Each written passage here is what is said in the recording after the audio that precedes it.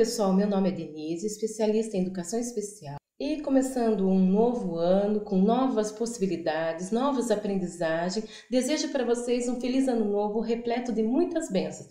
Hoje a aula vai ser 4, nós vamos falar sobre rima.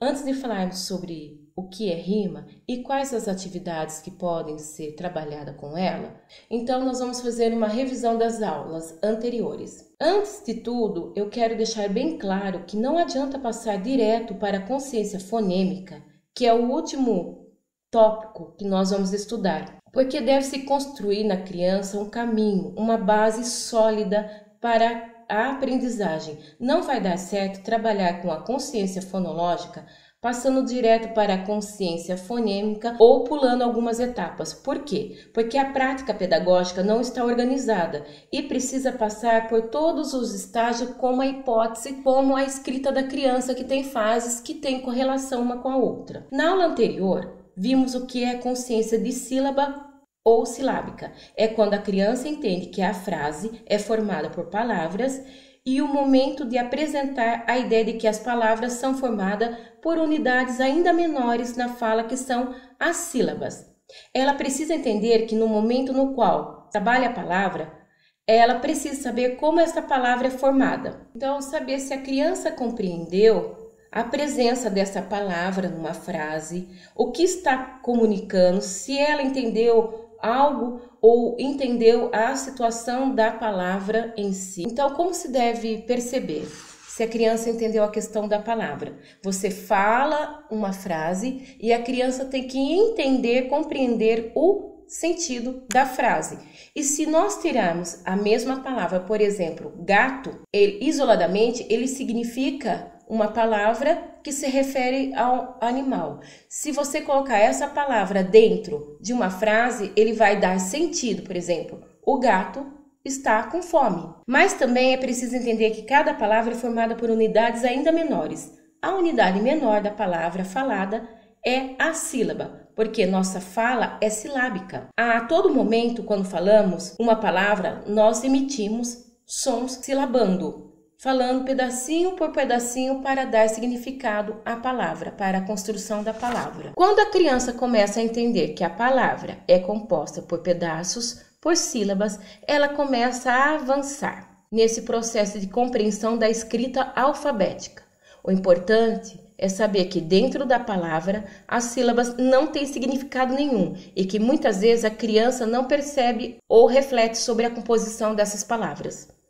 Porque às vezes a criança não percebe, ainda que a percepção silábica não apresenta um grau de dificuldade, isto exige cognição. Eu preciso levar essa criança do realismo nominal para que ela avance e deve-se trabalhar com a estimulação. Às vezes podemos perceber um atraso intelectual na criança, adolescente ou adulto, e deve-se tornar muito cuidado. E isso exige um nível de cognição. Entender que a minha fala está relacionado com a minha escrita é quando a criança busca encontrar o significado da palavra, por exemplo, bala. Ela quer representar o ba. Ela vai buscar que som é esse e que som que deve fazer o lá também. Muitas vezes essa criança não consegue expressar esse significado colocando uma letra para representar aquela sílaba. E que muitas vezes esta letra pode ser que não tenha um significado sonoro dentro dessa sílaba, mas mesmo assim ela representa uma letra para cada sílaba. Por que ela faz isso? Por que ela representa assim, dessa maneira, a escrita? Porque para ela faz sentido, porque a fala é silábica. Ela fala bala. Tem 2 pedacinhos e como ela vai pensar? Ela vai escrever 2 letras, porque é uma letra para cada pedacinho de uma sílaba. O que precisamos saber sobre isso? Que há uma relação entre a fase do desenvolvimento da escrita alfabética junto com as etapas do desenvolvimento da consciência fonológica. Para alcançar o princípio alfabético de escrita, a criança precisa ter consciência da segmentação da palavra em sílabas, representar a quantidade de sílabas com letras, Usar para cada sílaba uma letra no qual corresponde a um dos fonemas.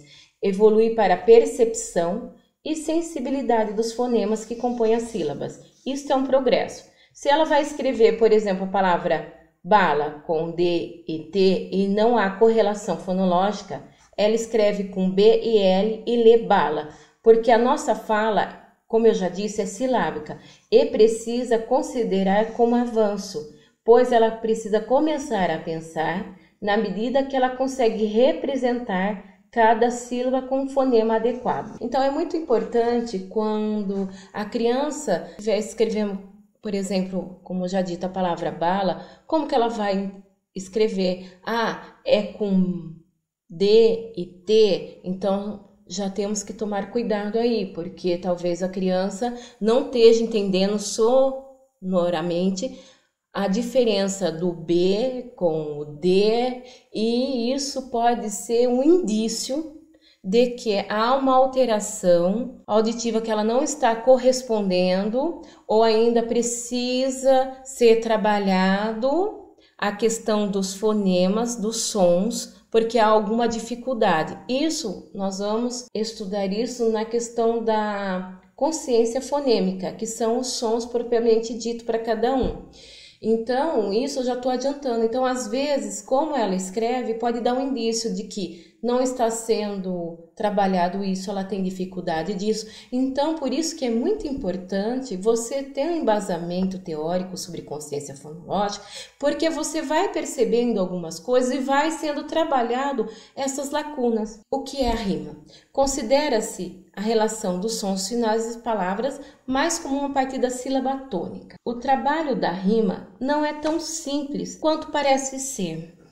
Talvez assim, na hora de você cantar, a criança possa começar a perceber alguma coisa nos sons, mas na hora de localizar já começa a dificultar a localização da rima. Então parece uma tarefa fácil, mas não é.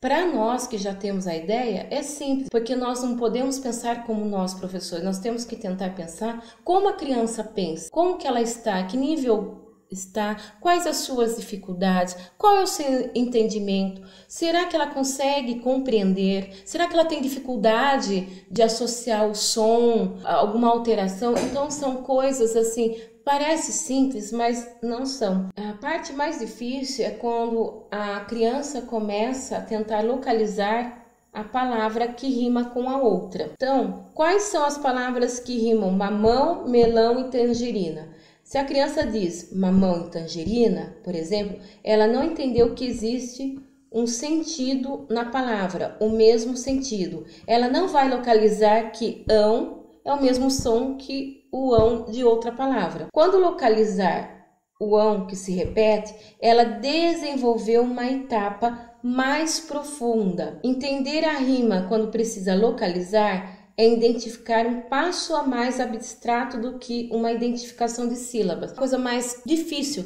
de compreender. Por exemplo, quando você trabalha as rimas, quando você começa o som, a trabalhar o som, você está vendo que é por etapa? Aí você começa a trabalhar o som com músicas para dar mais sensibilidade, para reconhecer os sons, para trabalhar mais a atenção, o vocabulário também. Você começa, depois de trabalhar toda essa forma estética do som, você começa a pedir para que a criança localize. Já é uma etapa a mais, ó, nós trabalhamos a primeira etapa, agora vamos para a etapa seguinte, reconhecer o som com 3 objetos. Algumas têm a facilidade, por causa também que às vezes são trabalhados com questões de leitura, dependendo.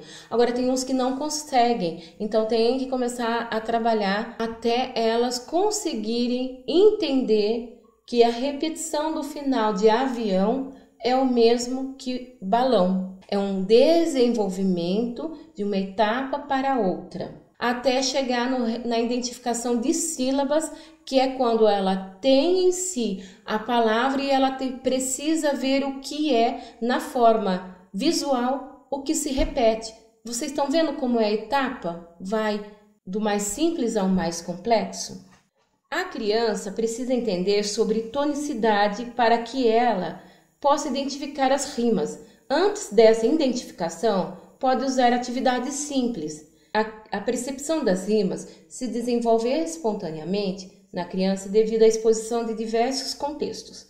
É necessário desenvolver a sensibilidade para que a atenção dela esteja voltada intencionalmente para o reconhecimento das rimas. Então, você vai fazer uma análise com a criança, você vai fazer ela pensar sobre o som. Por isso que é consciência de rima. Você não vai estar dando uma atividade somente, você vai pensar com ela sobre a atividade para que ela desenvolva, para que ela pense.